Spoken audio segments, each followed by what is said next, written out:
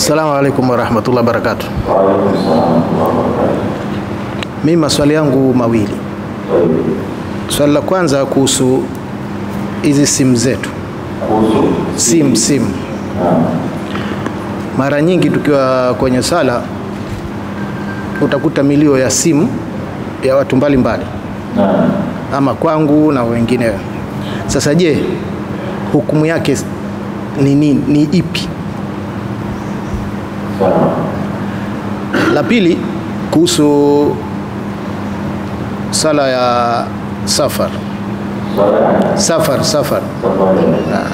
Je, unaanza kuiswali kabla ya kusafiri au ukiwa ndani ya safari? Simu ya mawasiliano, sasa mara nyingine mtu anaghafilika, simu anaingia nayo msikitini, inaleta zogo, inafanya sauti, na sauti zingine za hizo simu hazikubaliki kisheria. Hazikubaliki kisheria kwa sababu gani? Ni jarasu min jarasi shaitan, ni kengele katika kengele za nani? Za shaitan. Sasa nini hukumu? Ikiwa imelia ile simu, wewe uko msikitini, umekusudia ile simu, utapata dhambi. Lakini kama hujakusudia, maana kimtokezea bahati mbaya, unasameheka kwa kule kulia, lakini chukua hatua za kuizuia ile simu isiendelee kulia, kwa sababu mahali hapa panasibiane na kelele za sauti yote ya muziki ya chochote kile, ni sehemu ya dhikrullah. Wanaweza kusema naweza kuweka mlio wa simu wa Qur'ani au adhana, yote pia hiyo haihitajiki kwa msikitini. Ukiwa umefanya kwa makusudi utapata dhambi. Kama kwa bahati mbaya labda umeseti simu yako inalia Qur'ani au simu yako inasoma adhana, kwa bahati mbaya upata, lakini kwa kusudi unapata dhambi. Kwa nini? Kwa sababu ikhrajun nasi anil khushu'i muharram, kuwatoa watu kutokana na khushu'i na unyenyekevu wa swala, hiyo ni haramu. Jambo kama hilo halihitajiki. Hapa nimefahamika, kwa sababu ikiwa bahati mbaya unasemea kwa kusudi, na tujitahidi kukumbushana, hata sisi kwa sisi kuzima simu zetu. Kuna sehemu nyingine wanaandika, wanaweka mabango, kwa sababu kitu hakihitajiki ndani ya msikiti kufanyika, kwa sababu sio simu tu, aina yote ya kudisturb mtu asiswali vizuri ni haramu kwenye msikiti. Kuna wengine, mara nyingine watu wanasoma Qur'ani yake, anasoma bismillahirrahmanirrahim alhamdulillah, anasoma sauti yake inakuwa kubwa, na wengine wanashughulika kuswali.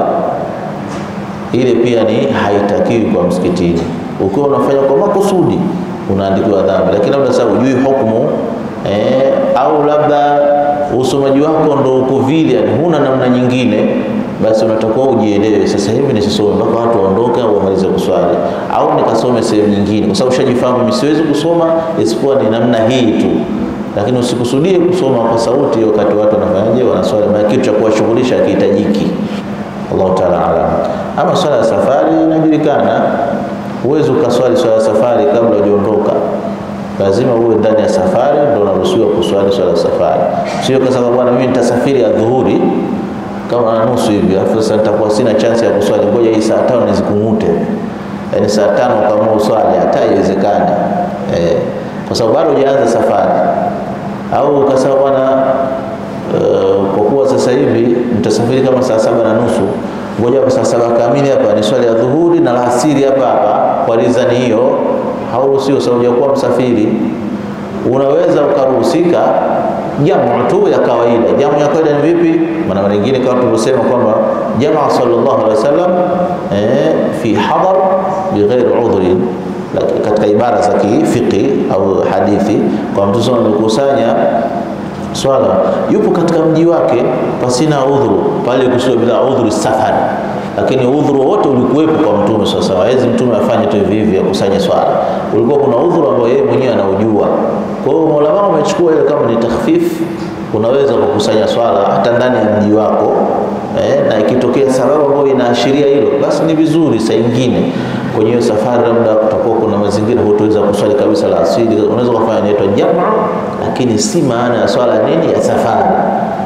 Haitu swala nini ya safari. Wewe umefanya jamu zile swala mbili umezikusanya kwa sababu ima ya kimsingi au sio kimsingi, lakini ipo ruhusa ya kukusanya swala muhimu. Wanachuoni wamesema isiwe ndio ada yako.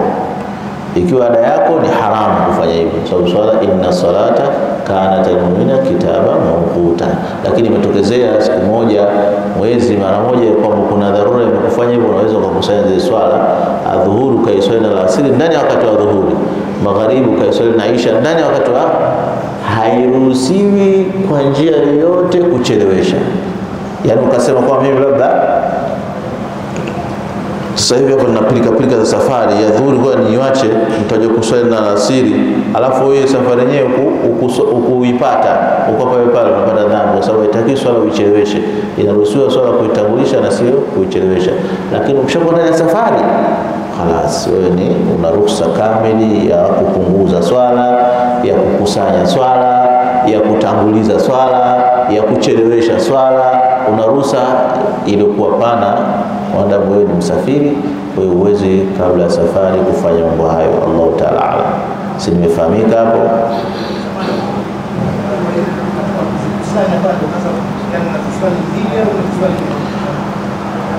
Kuna kukusanya na kupunguza. Ukiswali mbili maana umepunguza, na kukusanya maana umeswali zenyewe kama zilivyo, lakini umezeta kwenye wakati mmoja, ndio kukusanya. Sasa kupunguza hairuhusiwi hata leo ndani ya safari, mpaka kwa kuna masafa yake maalum ya kupunguza. Inaweza kwa safari uruhusiwi kupunguza, lakini unaruhusiwa kukusanya. Kwa hiyo kupunguza ni jambo la safarini, sio la hata yule anaokusanya. Haramu kupunguza swala, yani 4 akaswali 2 haramu, anatakiwa aswali kamili. Kwa hiyo kukusanya inaruhusiwa, lakini kupunguza hairuhusiwi mpaka kwa dharura za safari. Allah Ta'ala aalam.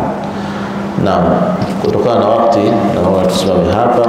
Mwenyezi Mungu atufikie kwa haya machache, tuweze kufanya kazi, tujifunze Waislamu na tujikumbushe mambo ya dini yetu, kwani sisi tumeletwa hapa duniani kwa makusudio maalum, na ni kumwabudu Mwenyezi Mungu Subhanahu wa Ta'ala. Uweze kumwabudu Mwenyezi Mungu pasina ilmu, na kwa kuwa mwanadamu akisoma huwa anasahau, basi tuwe na tabia ya kukumbushana. Atujalie miongoni ambao yastami'una alqawla yattabi'una ahsana. Allahu Ta'ala a'lam. Al-Fatiha. Iyyaka na'budu wa nasta'in. Alhamdulillah rabbil alamin, wassalatu wassalamu ala asyrafil mursalin. Allahumma faqihna fid din وعلمنا تأويل تفاسير زمنا عمل فيه يا رب العالمين. اللهم انفعنا بما علمتنا وعلمنا ما ينفعنا برحمتك يا الله. وصلى الله وسلم على النبي محمد صلى الله عليه وسلم. والحمد لله رب العالمين.